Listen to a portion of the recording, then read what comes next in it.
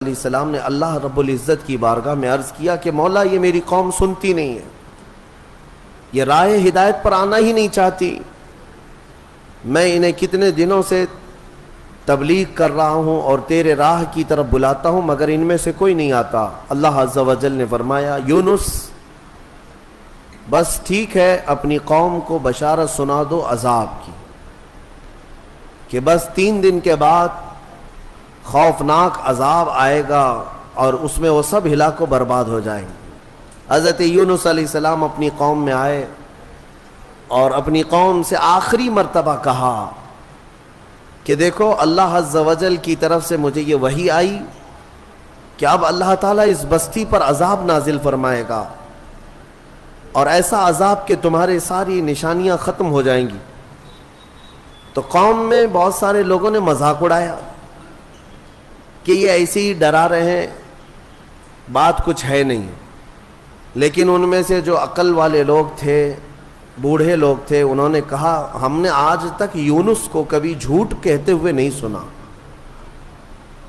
علیہ الصلاۃ والتسلیم۔ حضرت یونس علیہ السلام یا کوئی بھی نبی ہوں، اعلان نبوت سے پہلے یا بعد میں کبھی انبیاء سے کوئی گناہ سرزد نہیں ہوتا۔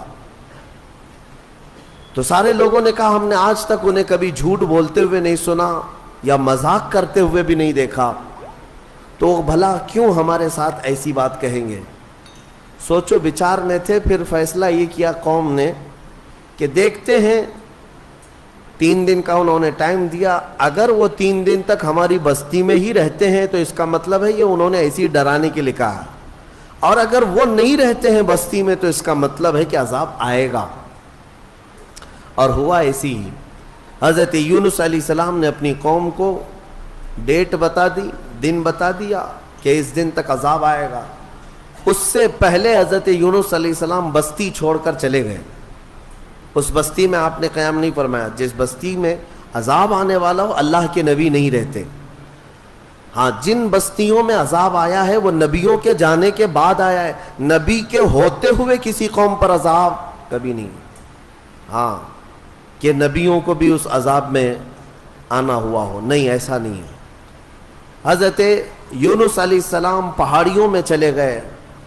اب بستی کے لوگوں نے دیکھا 1 دن باقی تھا جو میعاد کا تھا، جو بتایا ہوا تھا، تو لوگوں نے صبح اٹھ کر کے دیکھا تو آسمان پر گھنے بادل چھائے ہوئے ہیں، ڈر کا ماحول ہے اور پوری بستی میں ایک عجیب سی کیفیت طاری ہے، یعنی سناٹا طاری ہے اور ہو کا عالم ہے، آسمان پر گھنگور گھٹائیں چھائی ہیں اور ڈراؤنی شکل کی بادلیاں۔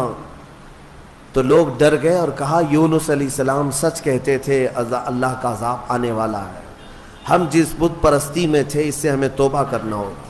تو سارے کے سارے لوگ اپنے اپنے گھروں سے نکل آئے، بچے، بوڑھے، جوان، مرد، عورتیں، سارے کے سارے میدان میں جمع ہوئے اور رونے لگے، گڑ گڑانے لگے، توبہ کرنے لگے اللہ کی بارگاہ میں۔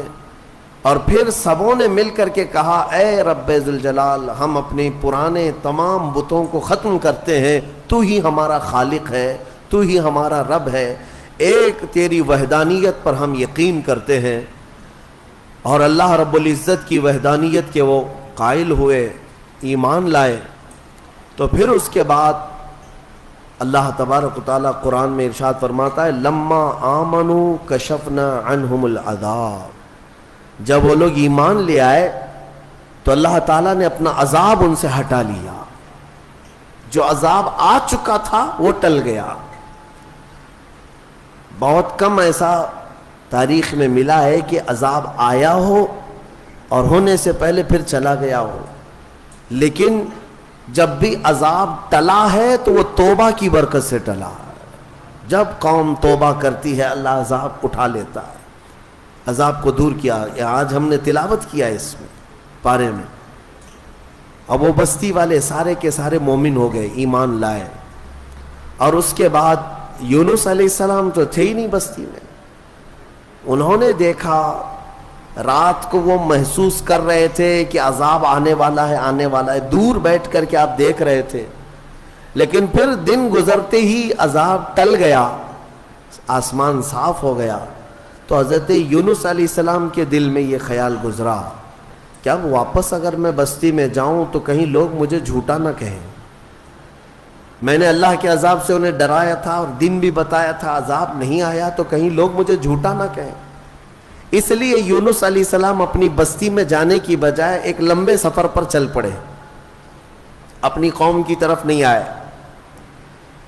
انہوں نے کشتی میں سواری کی اور نکل پڑے، ان کا ارادہ تھا بہت دور دراز علاقے میں چلا جاؤں گا۔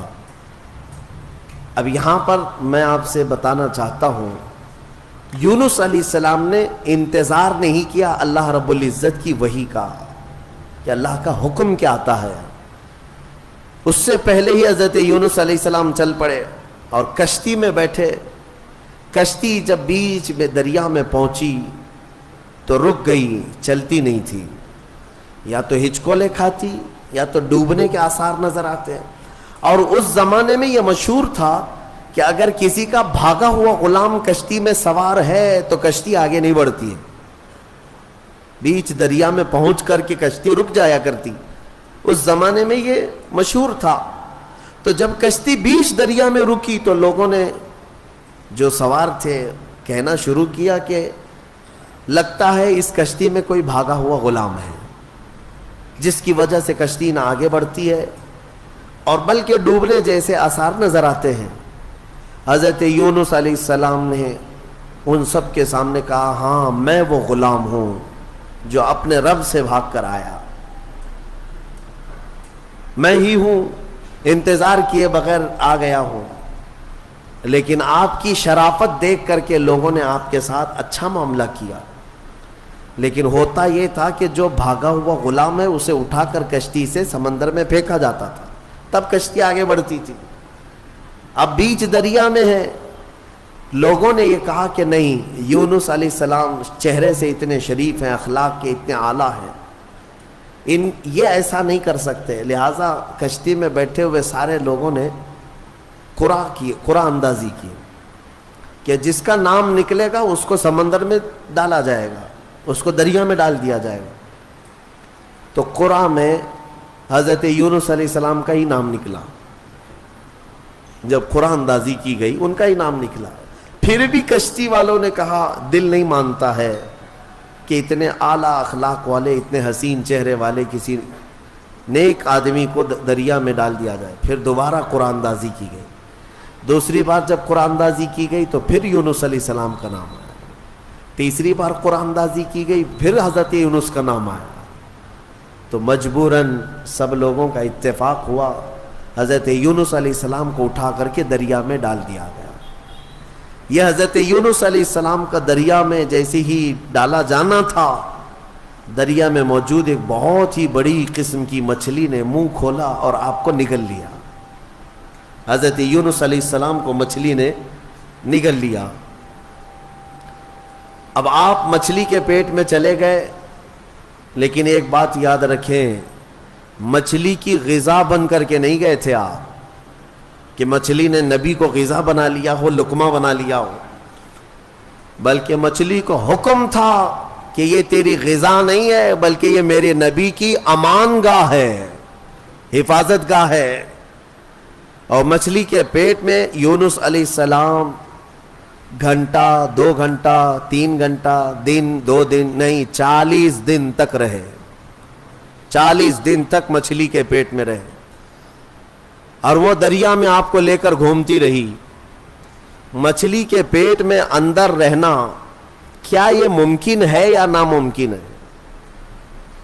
میرے عزیزوں، آپ کو حیرت ہوگی، تھوڑا سا آپ مطالعہ کریں اور سرچ کریں تو آپ کو پتا چلے گا۔ آج کی دنیا میں بھی سائنس میں یہ ریسرچ سے ثابت ہوا ہے، 2 ایسے لوگ ملے جن کو ویل مچھلی نے نگل لیا تھا۔ ایک شخص 8 دن کے بعد باہر نکلا، ایک آدمی 3 دن کے بعد باہر نکلا، لیکن دونوں زندہ نکلے۔ یہ اس صدی کی بات کر رہا ہوں میں، اس زمانے کی۔ اور یونس علیہ السلام تو اللہ کے نبی ہیں، لیکن بات اتنی ہے کہ مولا جس کو جہاں چاہے محفوظ رکھے، یہ وہ قادر مطلق ہے۔ 40 دن تک اندر رہے، اس مچھلی کے پیٹ میں جو چیز ہوتی ہے وہ کیا ہوتی ہے؟ ایک راستہ ہوتا ہے، پھسلنے والا راستہ جو چربی کی طرح ہوتا ہے، اور اندر جانے کے بعد ایک بڑا گھر کی طرح سے اس کا پیٹ. بس یہ ہے کہ نرم ملائم گھر تو ہوتا ہے لیکن روشنی کہیں سے نہیں ہوتی، بالکل اندھیرا. باقی سب آرام کی چیزیں ہیں. زندگی کے لیے انسان کے مچھلی کے پیٹ میں بھی آرائش ہے یا اہتمام ہے، لیکن روشنی کا کوئی انتظام نہیں. یونس علیہ السلام